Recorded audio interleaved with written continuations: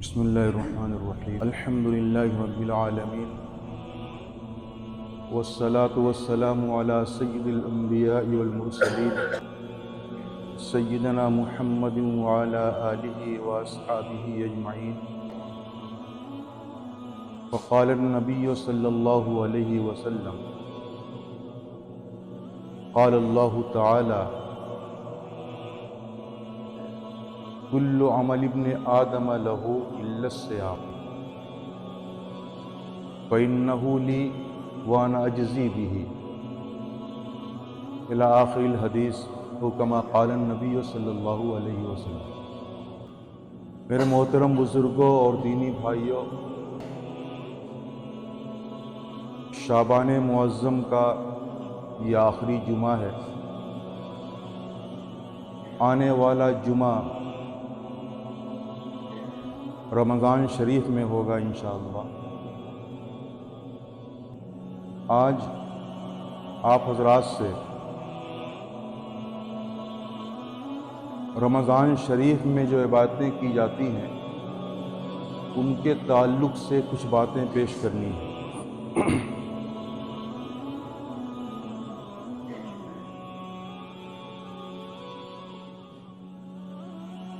رمضان المبارک میں دو عبادتیں خاص طور سے کی جاتی ہیں جو اور مہینوں میں نہیں ہوتی۔ ایک تو دن میں روزے اور دوسری عبادت تراویح کی نماز۔ یہ دو عبادتیں خاص طور سے ماہ رمضان کی ہیں۔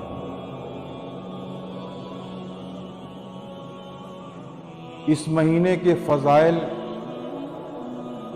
اور اس میں عبادتوں کے تعلق سے فضائل آپ حضرات کے سامنے آتے رہتے ہیں۔ یہ حقیقت ہے کہ رمضان کا مبارک مہینہ نیکیاں کمانے کا مہینہ ہے، اپنے گناہوں کو بخشوانے کا مہینہ ہے، اپنے روٹھے ہوئے رب کو منانے کا مہینہ ہے۔ اس مہینے کو خاص طور سے اللہ کے رسول نے فرمایا کہ یہ اللہ کا مہینہ ہے، ورمضان شہر اللہ، یہ رمضان اللہ کا مہینہ ہے۔ میں نے جو آپ حضرات کے سامنے حدیث قدسی پڑھی، نبی اکرم صلی اللہ علیہ وسلم ارشاد فرماتے ہیں کہ اللہ اکبر تعالیٰ نے ارشاد فرمایا کہ کل عمل ابن آدم لہ الا الصیام، کہ آدمی کا ہر عمل اس کے لیے ہے الا الصیام مگر روزہ۔ فإنہ لی وانا اجزی بہ، کہ روزہ میرے لیے ہے اور میں ہی اس کا بدلہ دیتا ہوں۔ یہ حدیث شریف ہے اور حدیث قدسی ہے، اللہ تعالیٰ کا ارشاد ہے جس کو نبی کریم صلی اللہ علیہ وسلم نے نقل فرمایا۔ جتنی ہم عبادتیں کرتے ہیں، زکوٰۃ ہو، صدقہ فطر ہو، نماز ہو، تلاوت ہو، اور جو بھی عبادت ہماری طرف سے، جو بھی اچھا عمل ہماری طرف سے وجود میں آتا ہے ہم اس کو کرتے ہیں، تو ہر ایک کے ثواب کی ایک حد مقرر ہے۔ چنانچہ قرآن کریم میں یہ ضابطہ بیان کیا گیا کہ من جاء بالحسنۃ فلہ عشر امثالھا، کہ جو شخص نیکی لائے گا، اچھا کام کر کے آئے گا، تو اس پر ایک نیکی نہیں بلکہ 10 گنا اس کو نیکی دی جائے گی۔ اور یہ نیکی، یہ اجر جو ہے اس کو اور بڑھایا جائے گا اس کی خلوص کے اعتبار سے، اس کی صحیح نیت کے اعتبار سے، اور اللہ تعالیٰ اس کو بڑھاتے 700 گنا تک، اور وہاں پر بھی حد جا کر کے رکتی نہیں ہے، بلکہ واللہ یضاعف لمن یشاء، اللہ جس کے لیے چاہے گا اور مزید اس میں اضافہ کر دے گا، چونکہ اللہ تعالیٰ دلوں کو دیکھتا ہے، ہمارے سینے کے اندر کس انداز کے جذبے انگڑائیاں لے رہے ہیں، کیسی ہماری نیت ہے، اللہ تعالیٰ کی نظر اس پر ہوتی ہے۔ عمل تو سب کا ایک جیسا ہے کہ ہم بھی نماز پڑھ رہے ہیں 2 رکعت، اس میں سجدہ کر رہے ہیں، رکوع کر رہے ہیں، دوسرا آدمی بھی ویسے ہی پڑھ رہا ہے، تیسرا آدمی بھی ویسے ہی پڑھ رہا ہے، لیکن نیت کا جو فرق ہوتا ہے اور نیت کے مقدار میں جو کمی اور زیادتی ہوتی ہے، اس کے لحاظ سے ثواب میں کمی اور زیادتی ہو جاتی ہے۔ چنانچہ چونکہ سب سے بڑے مخلص اور سب سے زیادہ صحیح نیت اس کائنات کے اندر ہو سکتی ہے تو وہ انبیاء کرام ہیں، پھر اس کے بعد جو لوگ ان سے قریب ہیں ان کی۔ اسی لیے اللہ کے رسول صلی اللہ علیہ وسلم کے ایک سجدے کے مقابلے میں پوری کائنات کے لوگوں کے سجدے کو رکھ دیا جائے، اس مقام کو نہیں پہنچ سکتے۔ اور صحابہ کرام کی جو اللہ کے رسول نے تربیت کی، ان پاک باز ہستیوں کو جو اللہ کے رسول کی زیارت اور معیت نصیب ہوئی اور ان کی جو اصلاح ہوئی، تو یہ بھی ایسے مقام پر پہنچے کہ اگر وہ ایک مٹھی جو صدقہ کر دیں اللہ تعالیٰ کے لیے، تو بعد والے لوگ مل کر کے اگر احد پہاڑ کے برابر سونا بھی خرچ کر دیں اللہ کے راستے میں، تو فضیلت کو اور ثواب کو نہیں پہنچ سکتے۔ اس لیے جو ہے نیت جو ہماری ہوتی ہے اس کو صحیح کرنے کی اور درست کرنے کی ضرورت ہے۔ تو کل عمل ابن آدم لہو، آدمی کا ہر عمل، ابن آدم کا ہر عمل اس کے لیے ہے، یعنی اس کے ثواب کی ایک حد مقدر ہے، اور اللہ تعالیٰ اس کے ثواب کو فرشتوں کے سپرد کرتے ہیں کہ ان کو دینا لینا ہے۔ الا الصیام، مگر روزہ، فإنہ لی، کہ روزہ میرے لیے ہے، وأنا أجزی بہ، ساری عبادتیں اللہ کے لیے ہیں، یہ نہیں کوئی عبادتیں غیر اللہ کے لیے، ساری عبادتیں اللہ کے لیے ہیں، کیا تلاوت، کیا نماز، کیا تسبیح، کیا کلمہ، سب عبادتیں اللہ تعالیٰ کے لیے ہیں، اور روزہ بھی ایک عبادت ہے، یہ بھی اللہ کے لیے ہے، لیکن اس کی خصوصیت، اس کی اہمیت اور اس کی عظمت کو ظاہر کرنے کے لیے، اس کے اہتمام کو ظاہر کرنے کے لیے، بتانے کے لیے اللہ تعالیٰ نے اس روزے کو اپنی طرف منسوب کر لیا کہ روزہ میرے لیے ہے۔ جس طریقے سے یہ مسجد بھی بیت اللہ ہے، اللہ کا گھر ہے، دنیا کی تمام مسجدیں اللہ کا گھر ہیں، ان کو بیت اللہ نہیں کہتے، خاص طور سے بیت اللہ کہتے ہیں جو خانہ کعبہ، وہاں پر جو مسجد ہے اس کو بیت اللہ کہا جاتا ہے خاص طور سے، حالانکہ یہ بھی بیت اللہ ہے، جتنی مسجدیں ہیں سب بیت اللہ ہے، اللہ کا گھر ہے، جو اس کی تشریف کے لیے، اس کے شرف کو بڑھانے کے لیے، اس کے اظہار کے لیے اللہ تعالیٰ اس کے اوپر خاص طور سے بیت اللہ کہا جاتا ہے، ایسی روزے کا حال۔ تو روزہ، اس کی اہمیت کا پتہ چلتا ہے کہ روزہ کتنی اہم عبادت ہے، کہ اللہ تعالیٰ فرماتے ہیں روزہ میرے لیے ہے اور میں ہی اس کا بدلہ دوں گا، اس کا بدلہ فرشتوں کے حوالے نہیں کروں گا۔ اور اللہ تعالیٰ خالق کائنات، مالک کائنات ہیں، خالق ارض و سما ہیں، تمام شہنشاہوں کے شہنشاہ ہیں، تمام داتاؤں کے داتا ہیں۔ جب وہ بدلہ دینے پر آئیں گے، کتنا بدلہ دیں گے، ہمارا کیلکولیٹر فیل ہو جائے گا، ہماری سمجھ فیل ہو جائے گی، ہماری عقل کام کرنا بند کر دے گی۔ اللہ تعالیٰ دینے پر آئیں گے اور روزے کی عبادت پہ کہہ رہے ہیں کہ روزے کا بدلہ میں دوں گا۔ اللہ کو روزہ اتنا محبوب ہے کہ روزے دار آدمی کا جب پیٹ اور معدہ خالی ہو جاتا ہے، شام ہوتے ہوتے اس کے منہ سے ایک قسم کی بدبو نکلتی ہے، ہمیں اور آپ کو وہ بدبو محسوس ہوتی ہے۔ یہ اللہ تعالیٰ کے نزدیک جو ہے اس کی اہمیت اتنی ہے کہ وہ مشک سے بھی زیادہ عمدہ ہے اور پسندیدہ ہے اللہ تعالیٰ کی۔ ہماری عقل مانے نہ مانے، ہم کو سونے میں بدبو ہے، اور اللہ کے ہاں وہ انتہائی محبوب ہے۔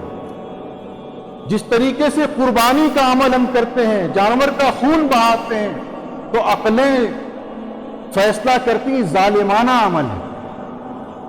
بہت سے لوگ کبھی ظالمانہ کام کر رہے ہیں کہ جانوروں کو ذبح کر رہے ہیں اور ثواب کی امید رکھتے ہیں، لیکن میں نے بتایا اس سے پہلے کئی بار کہ ان 3 دنوں کے اندر قربانی سے بڑا عمل کوئی نہیں اللہ کے نزدیک۔ اللہ تعالیٰ کو وہی خون بہانا بہت پسند ہوتا ہے ان 3 دنوں کے اندر۔ عجب ماجرا ہے بروز عید قربان، وہی قتل بھی کرے ہے وہی لے ثواب الٹا۔ اسی طریقے سے روزے دار جو ہوتا ہے اس کے منہ سے جو بدبو نکلتی، دانت کی بدبو نہیں، جو پیٹ سے بدبو نکل کر کے آتی ہے، جب معدہ خالی ہو جاتا ہے اور اس میں کسی قسم کا کھانا نہیں رہتا ہے، کافی دیر بھوکا رہنے کے بعد یہ کیفیت پیدا ہوتی ہے، تو وہ جو ہے اچھا وہ کتنا مسواک آپ کریں گے کچھ کریں گے وہ چیز زائل نہیں ہوگی، وہ اللہ کو انتہائی پسندیدہ ہے۔ جب وہ پسندیدہ ہے تو روزے دار جو شخص ہے وہ اللہ کو کتنا پسندیدہ ہو۔ اسی لیے روزے دار جب روزہ رکھ کر کے اور دعائیں کرتا ہے وہ دعائیں اس کی قبول ہوتی ہیں۔ خاص طور سے کہا گیا کہ افطار کے وقت میں دعا کی جائے، سحری کے وقت میں دعا کی جائے تو وہ قبولیت کا وقت ہوتا ہے، اللہ تعالیٰ دعاؤں کو قبول کرتا ہے۔ تو روزہ بہت ہی اہم عبادت ہے اور انشاءاللہ اسی ہفتے سے آنے ہفتے سے شروع ہو جائے گا۔ تو میں یہ چاہوں گا کہ روزے کا اہتمام کریں۔ اہتمام کا مطلب یہ نہیں کہ کھانے پکانے کا اور افطاری میں کیا ہوگا، سحری میں کیا ہوگا، اس کا اہتمام، روزے کا اہتمام۔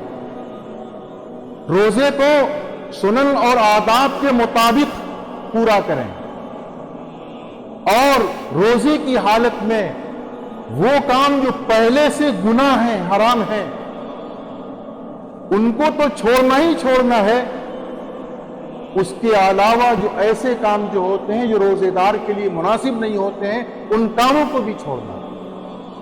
اگر ایک روزے دار اپنے اوقات کو زیادہ تر گھر میں گزارے، اس کو کام دھام نہیں کوئی اس طرح کا، گھر میں گزارے اور تنہائی اس کے لیے اختیار کرے، پڑھے اور لکھے، تو میں یہ سمجھتا ہوں کہ اس کا روزہ بہت شاندار ہوگا انشاءاللہ۔ ملاقاتیں لوگوں سے کم ہو جائیں ٹھیک ہے، کوئی بات نہیں ہے، قرآن کریم پڑھنے کے لیے، تسبیح پڑھنے کے لیے، اللہ کی عبادت کرنے کے لیے اور اپنے رب کو منانے کے لیے۔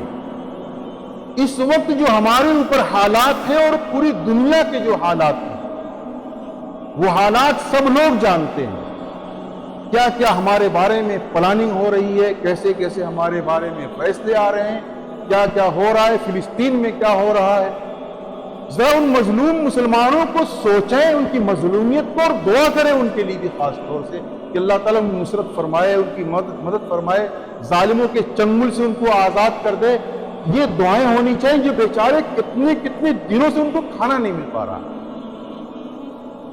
یہ روزے کا مہینہ جو آ رہا ہے، رب کو راضی کرنے کا، اپنے روٹھے ہوئے رب کو منانے کا مہینہ، اللہ نے موقع دیا ہے ہمیں اور آپ کو اس مہینے کو بھیج کر کہ ہم اپنے رب کو منا لیں اس کے اندر۔ روزے کو اہتمام سے غیبت، چغلی، شکوہ، شکایت اور بالخصوص نوجوان ہمارے ساتھی اگر اس مہینے میں موبائل کا استعمال نہ کریں، فیس بک پہ نہ جائیں، یوٹیوب پہ اگر نہ جائیں اور اتنے اوقات کو اگر پڑھنے لکھنے میں، قرآن کریم کی تلاوت میں گزار دیں تو بہت اچھا ہوگا، بہت بہتر ہے۔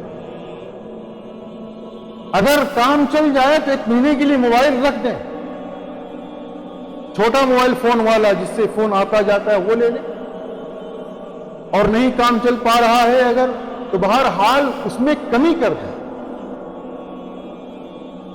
دوسری چیز جو تراویح، باتیں تو اور بھی انشاءاللہ آگے ہوں گی، تراویح کی نماز۔ تراویح کی نماز میں تراویح پڑھانے والوں اور سننے والوں دونوں سے میری ایک درخواست اور گزارش ہے۔ سب سے پہلے حفاظ کرام سے گزارش یہ ہے کہ وہ قرآن کریم کو بہت جلدی اور روانی کے ساتھ، بہت تیزی کے ساتھ، سپر فاسٹ ایکسپریس ٹرین جیسے چلتی ہے، ویسے قرآن کریم کو ہرگز نہ پڑھیں۔ قرآن کریم کو ٹھار ٹھار کر کے پڑھیں، حروف کٹے نہیں، حروف قاعدے سے ادا ہوں، اس انداز سے تراویح کی نماز پڑھائیں۔ گرچہ ایک پارہ پڑھائیں، لیکن جو ہے اس انداز سے ان کو پڑھنا چاہیے۔ پیچھے کے لوگ سننے والے ان کو چاہیے عجلت سے کام نہ لیں، حافظ صاحب کو تنگ نہ کریں، یہ ان کو نہ سنائیں کہ کیسے آپ پڑھاتے ہیں کہ یہاں تراویح بہت بعد میں ختم ہوتی ہے، فلاں مسجد کے لوگ تو پہلی بازار میں پہنچ جاتے ہیں تراویح پڑھ کے۔ سنا ہے کہ اس میں بھی مقابلہ ہوتا ہے، کچھ لوگ کہتے ہیں ہم لوگ تو تم سے پہلے فارغ ہو گئے اور آ گئے ہیں بازار میں۔ رمضان کے مہینے میں جتنا وقت ہمارا عبادت میں لگ جائے گا وہ ہمارے لیے مفید ہوگا۔ حفاظ کرام ٹھار ٹھار کر کے پڑھیں، جلدی جلدی پڑھیں گے، حروف کٹیں گے، کان کھول کر کے سن لیں۔ اس انداز سے پڑھنا حرام ہے، ثواب تو درکنار، گناہ لازم ہے۔ اور جو لوگ حافظ کے اس عمل میں شریک ہوں گے، ان کو تنگ کر کے پڑھانے والے، وہ بھی برابر کے گنہگار ہوں گے۔ بڑے اعتماد اور وثوق کے ساتھ اس منبر کے پاس اس بات کا اعلان کر رہا ہوں۔ علماء کرام موجود ہیں، اور دوسرے علماء سے پوچھئے اس انداز سے قرآن کریم پڑھنا کہ حروف کٹ جائیں، حروف صحیح طور پہ ادا نہ ہو، کچھ پتہ نہ چلے پیچھے والوں کو، اس انداز سے پڑھنا قرآن کریم کو، یہ حرام ہے، یہ حرام ہے۔ تو ہم تو اپنے رب کو منانے کے لیے تراویح کی نماز پڑھ رہے ہیں، رب کو خوش کرنے کے لیے، اور وہاں اللہ ناراض ہو رہے ہیں، حرام کام ہو رہا ہے، حرام کا گناہ مل رہا ہے۔ یہ معمولی چیز نہیں، بہت بڑی چیز ہے۔ اگر 10 منٹ آپ کے زیادہ لگ گئے، 15 منٹ زیادہ لگ گئے، تو میرے بھائیوں جس قدر اللہ ثواب دے گا اس کے حساب سے کچھ بھی نہیں ہے۔ ہم لوم چلانے کے لیے رات بھر جاگتے ہیں، ان کی دور میں چلتے رہتے ہیں، 2 لوم ہیں تو وہیں پہ چلتے رہتے ہیں، چلاتے رہتے ہیں پوری رات، چند روپے کمانے کے لیے۔ کیوں؟ چند روپے کمانے کے لیے۔ اور یہاں اللہ تعالیٰ ایسی جنت دے گا جس میں ایک اینٹ سونے کی، ایک اینٹ چاندی کی لگی ہوگی، ہر قسم کی راحت، جہاں تک آپ سوچ سکتے ہیں اس سے زیادہ راحت۔ کیا اس کے لیے ہم 1 گھنٹہ 1.5 گھنٹہ نہیں لگا سکتے؟ اور تعجب خیز بات ایک اور کروں، بات ختم کروں، کہ ہمارے نوجوان لڑکے خاص طور سے تراویح کی نماز میں پیچھے بیٹھے رہتے ہیں، اور جب ان کو محسوس ہوتا ہے کہ اب امام جو ہے رکوع میں جانے والا ہے تو فوراً اٹھ کر کے اس وقت جو ہے امام کے ساتھ شریک ہو جاتے ہیں۔ قرآن پڑھا جا رہا ہے، پیچھے یا تو بیٹھے ہوئے ہیں یا بیٹھ کر کے جو ہے آپس میں بات چیت کر رہے ہیں، ہنگامہ کر رہے ہیں۔ یہ فعل بھی انتہائی ناپسندیدہ ہے۔ وَقَالَ الَّذِينَ كَفَرُوا لَا تَسْمَعُوا لِهَذَا الْقُرْآنِ وَالْغَوْا فِيهِ، یہ تو کفار کا عمل ہے۔ قرآن پڑھا جا رہا ہے، امام پڑھ رہا ہے، وہاں پہ اللہ تعالیٰ کی رحمت کا نزول ہو رہا ہے، اور ہم بیٹھ کر کے باتیں کر کے اس رحمت سے بھاگ رہے ہیں، اس رحمت سے دور ہیں۔ 2 رکعت پڑھنے میں میں سمجھتا ہوں کہ بہت زیادہ پڑھائے گا حافظ تو 10 منٹ لگے گا، یہ بہت زیادہ، ورنہ پھر 5 منٹ لگنے لگتا ہے۔ کیا اللہ نے ہمارے پاؤں میں اتنی طاقت نہیں دی کہ ہم 10 منٹ کھڑے رہ سکیں؟ کھیل کے میدان میں پہنچتے ہیں تو 20 منٹ آدھا گھنٹہ کھڑے رہتے ہیں، کوئی بات نہیں۔ اور اللہ کے گھر میں اللہ کی دی ہوئی طاقت، اللہ کے سامنے سر جھکانا ہے اور نماز پڑھنی ہے، تھک جاتے ہیں۔ اس لیے یہ فعل انتہائی گھناؤنا ہے، اور یہ ہمارے نوجوان بھائی کرتے ہیں۔ تعجب تو اس پر ہے، جو عمر دراز قسم کے لوگ ہیں، ادھیڑ قسم کے لوگ ہیں، میں نے بارہا دیکھا ہے امام کے ساتھ ساتھ کھڑے ہوتے ہیں اور وہ نوجوان پیچھے بیٹھے ہوئے، ہر مسجد میں ہوتا ہے۔ اس لیے اس پہ توجہ دینے کی ضرورت ہے۔ ہم رب کو منانے کے لیے آئیں تو ایسا کام نہ کریں کہ رب ہمارا پھر روٹھ جائے۔ رب تو روحی حالات ہیں، فلسطین کے حالات، یہاں کے فیصلے اور دوسری چیزیں دیکھ کر کے یہ بات سمجھ میں آتی ہے کہ ہمارا رب ہم سے روٹھا ہوا ہے۔ اس لیے میرے بھائیوں، رب کو منانے کی ضرورت ہے۔ اللہ تعالیٰ مجھے بھی توفیق عطا فرمائے اور آپ حضرات کو علیہ البلاغ۔